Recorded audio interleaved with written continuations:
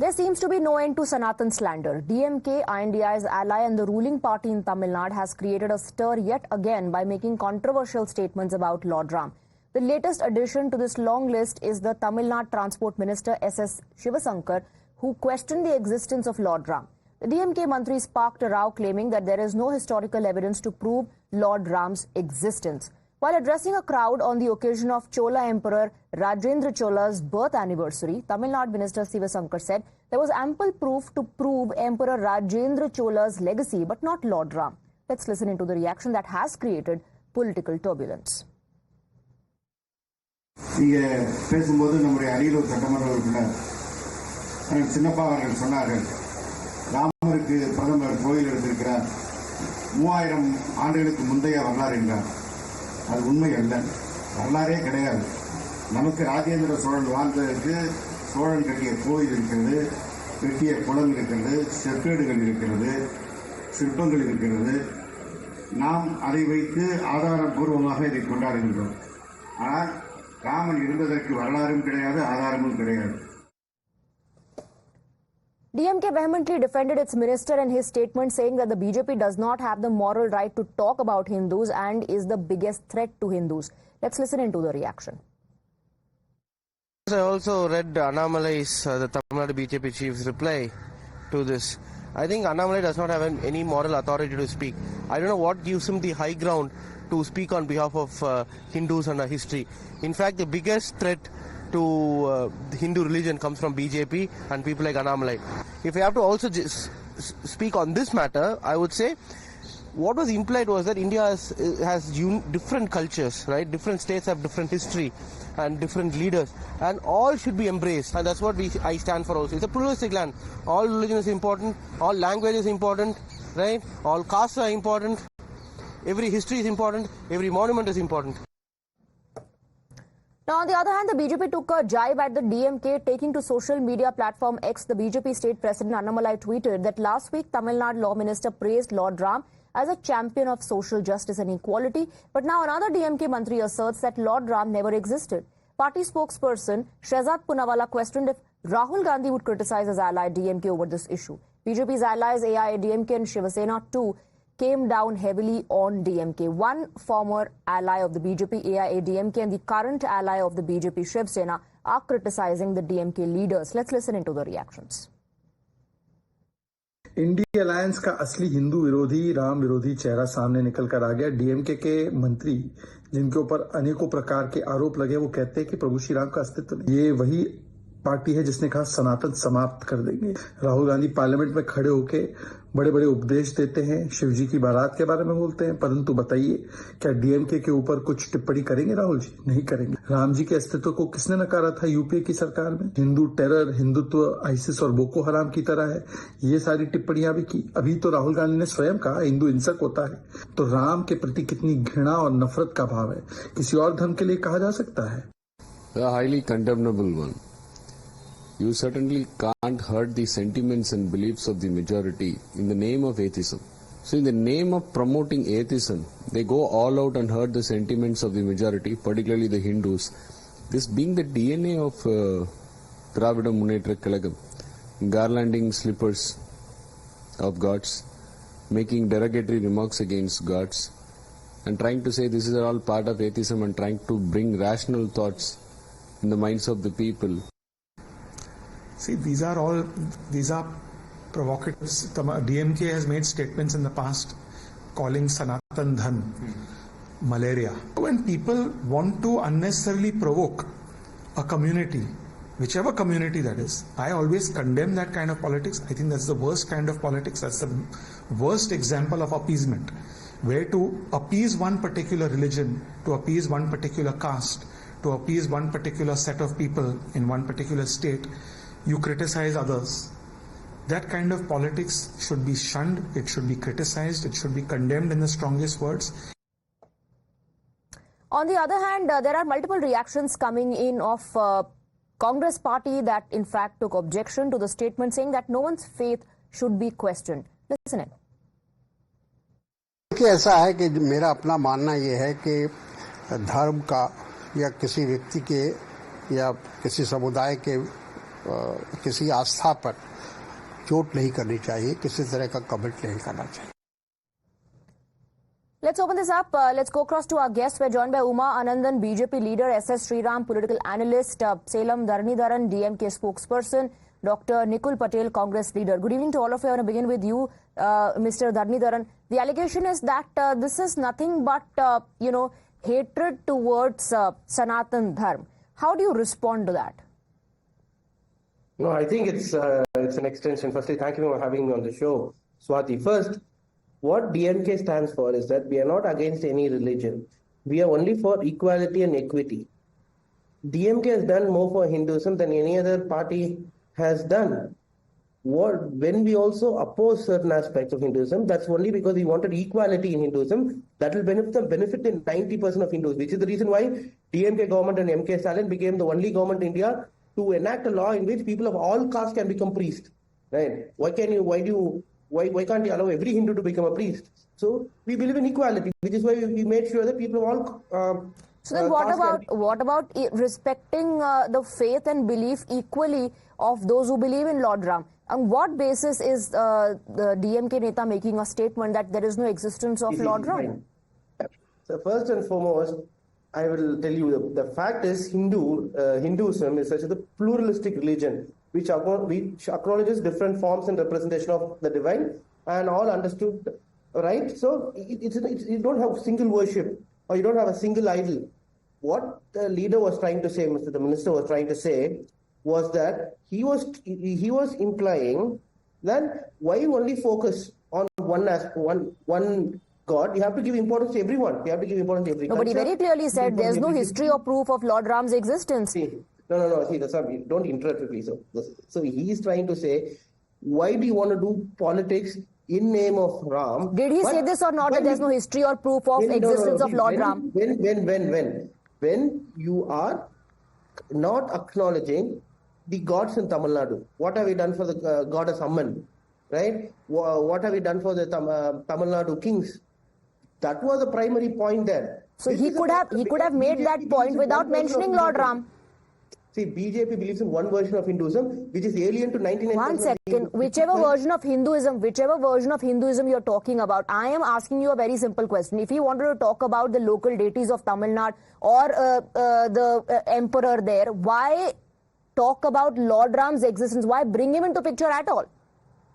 Because BJP is doing politics in the name of religion. BJP is doing politics in the name of Lord Ram. What about all those who believe in Lord Ram? Not everybody is a BJP leader and a BJP follower. Not everybody is part of the BJP.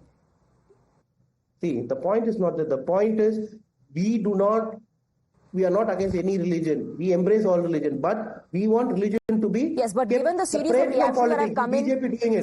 reactions that have come in, the big question is why keep on dragging this into a political issue and turn it into a political controversy? Uma Anandan, please respond. No. Uma Anandan, BJP does politics of religion. That's the excuse. Respond. At 10 seconds. No, I've given you a lot of time, sir. I mean, the other guests are waiting. Please. 10 seconds. What do they do? Let Uma Anandan come in. I'll come back. What does DMK do? What does DMK do other than Hindu bashing? What was their mentor, so-called E.V. Ramasamy Nayakar do?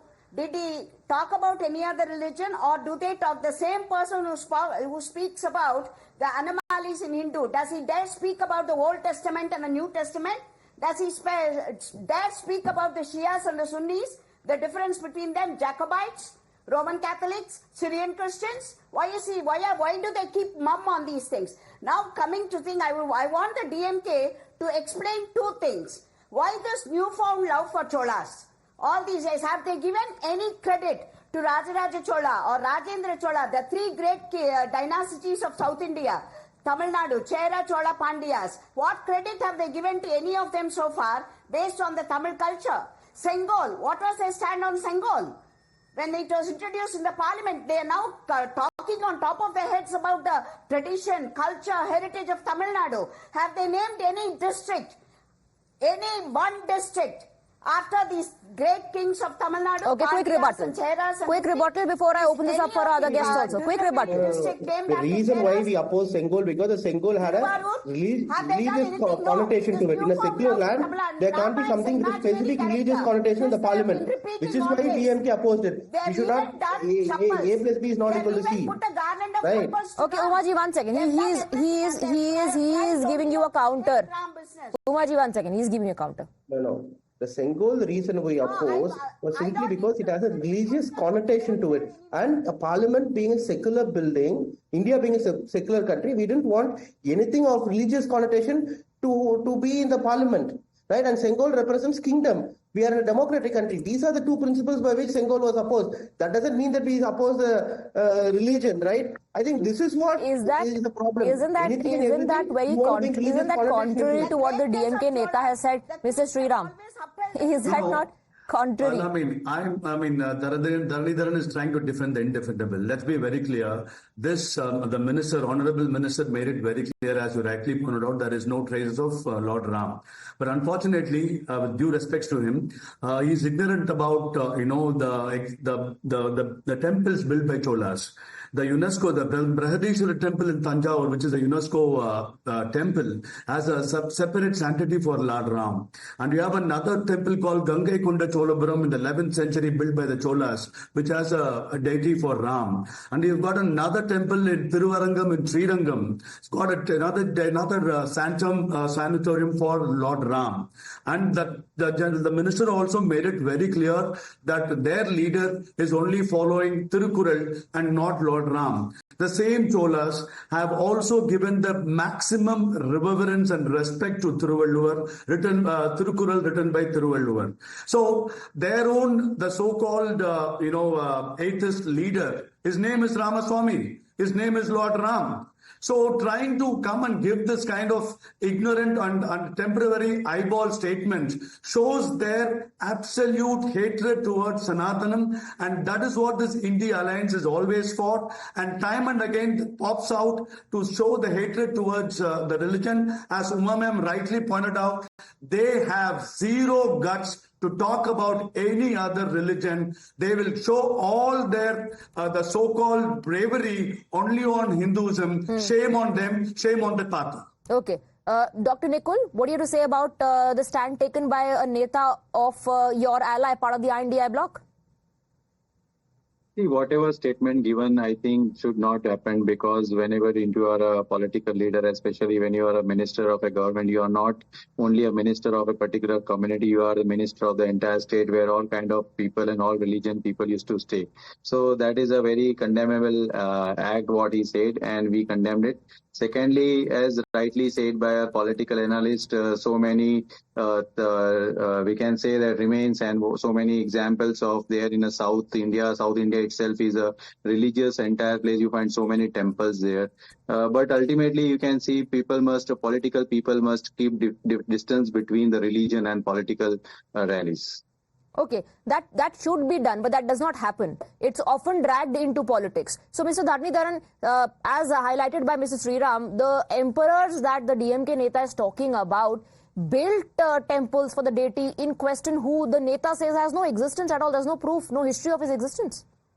See, first, I would like to reiterate DMK's stand on the matter. We do not want to hurt anyone's sentiment. We are not against any.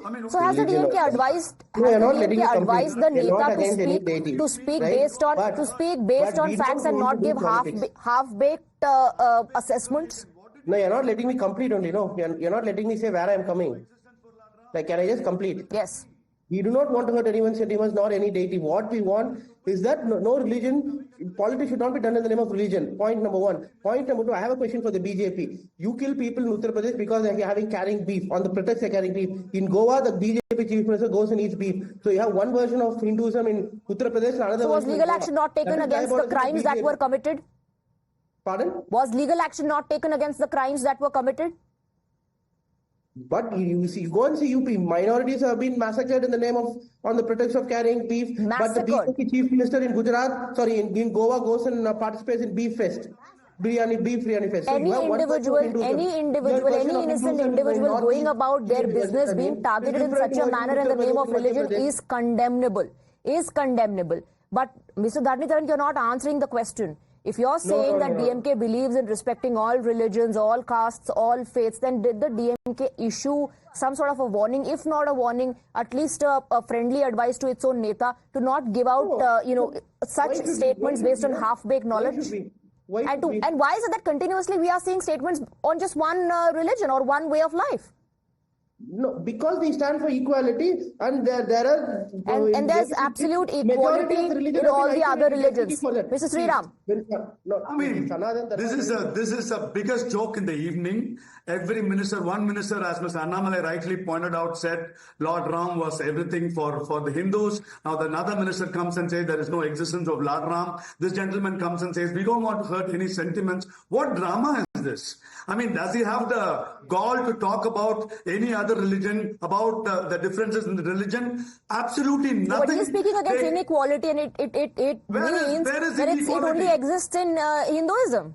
That is exactly this is the narrative that this party keeps telling time and again, and they do everything. There are inequality in every religion. Let us talk about that. And there is huge inequality in their own party. Now the last 1 month, there are so many murders in Tamil Nadu, especially political murders. What is happening? What is the law and order? Now these are all, purely eyeball, whatever you call it as. But absolutely, one thing is very clear: their hatred towards Hinduism is much more under the garb of inequality. Okay, so the BJP is demanding apology, saying this is hatred against Sanatan Dharma. DMK says BJP is the one playing politics of religion. And some in the Congress, in fact, have said that such statements should be avoided because nobody's sentiments should be heard. But openly, no condemnation coming in. Thank you very much, Uma Anandan and gentlemen, for joining us.